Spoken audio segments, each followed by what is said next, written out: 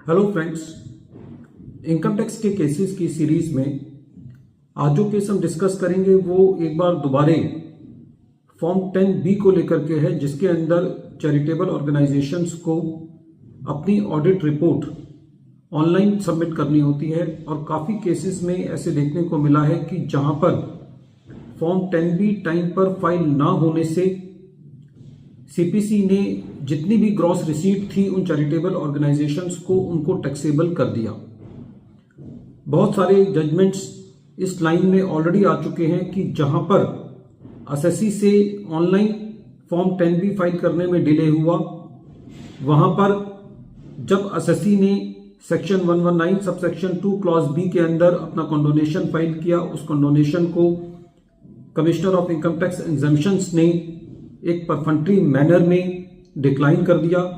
और जब ये मैटर ट्रिब्यूनल्स के पास गए या कोर्ट्स गए तो कोर्ट ने रिपीटेडली ये कहा है कि खाली इस आधार पर कि एसएससी अपना फॉर्म 10B टाइम पर यदि नहीं फाइल कर पाया तो एसएससी को एग्जम्पशन डिनाई नहीं की जानी चाहिए।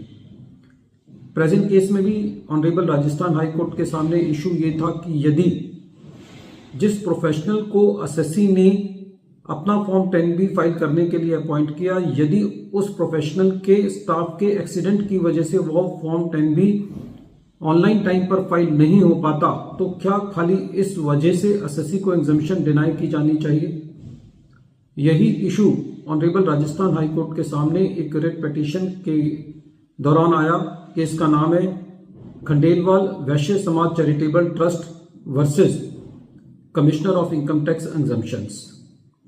ये केस 480 ITR पेज नंबर 463 पर रिपोर्ट हुआ और इस केस का जजमेंट 3 सितंबर 2025 को आया। प्रेजेंट केस असेसमेंट ईयर 17-18 से रिलेटेड है।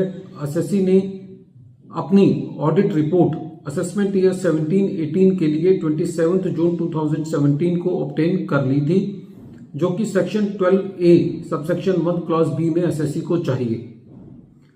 ये ऑडिट रिपोर्ट मैन्युअली फाइल भी कर दी गई थी असेसिंग ऑफिसर के पास, लेकिन जो चार्टर्ड अकाउंटेंट इस मैटर को देख रहा था उसके स्टाफ का रोड एक्सीडेंट हुआ और जिसकी वजह से ये फॉर्म ऑनलाइन फाइल नहीं हो पाया, ये एसएससी का कहना था।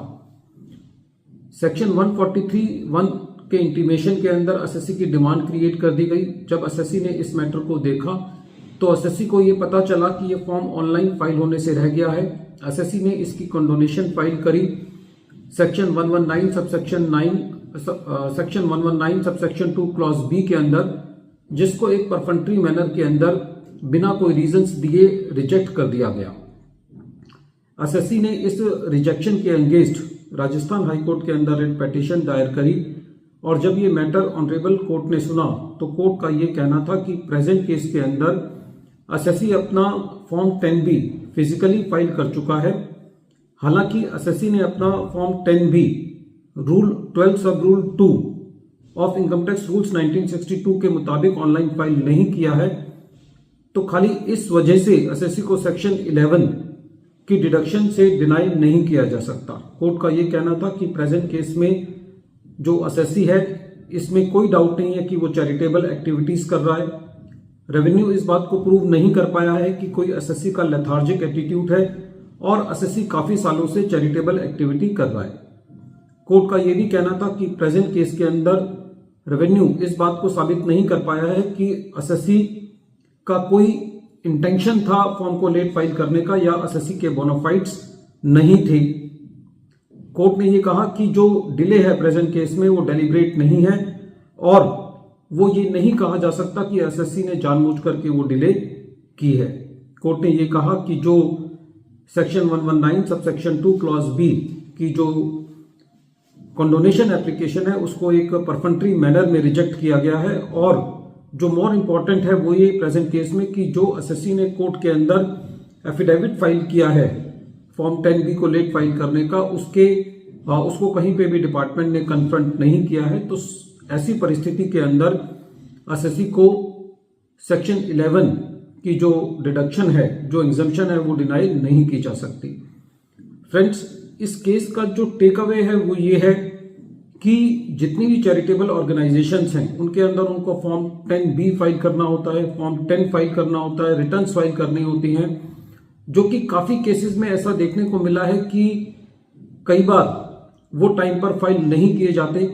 हालांकि आगे जाकर के कोर्ट से या ट्रिब्यूनल से रिलीफ मिलता है, लेकिन उस रिलीफ को लेने के लिए एसएससी का काफ़ी टाइम सीआईटी अपील के पास अपनी अपील फाइल करने में, ट्रिब्यूनल के पास काफ़ी टाइम ज़ाहिर होता है। तो इसलिए इन कंप्लायंसेस को आज की डेट में टाइम से करना बहुत ज़रूरी है, क्योंकि जो सीपीसी है वो बहुत मैकेनिकल तरीके से डिमांड क्रिएट करता है, और एक बार डिमांड क्रिएट हो जाती है तो एसएससी के जितने भी आगे के रिफंड्स हैं वो उसमें एडजस्ट होते रहते हैं।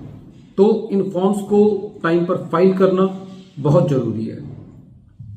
वीडियो के अंत में एक बार फिर मैं केस का नाम रिपीट कर रहा हूँ। केस का नाम है खंडेलवाल वैश्य समाज charitable trust versus commissioner of income tax exemptions, और ये केस 480 ITR पेज नंबर 463 पर रिपोर्ट हुआ, और इस केस का जजमेंट 3 सितंबर 2025 को आया।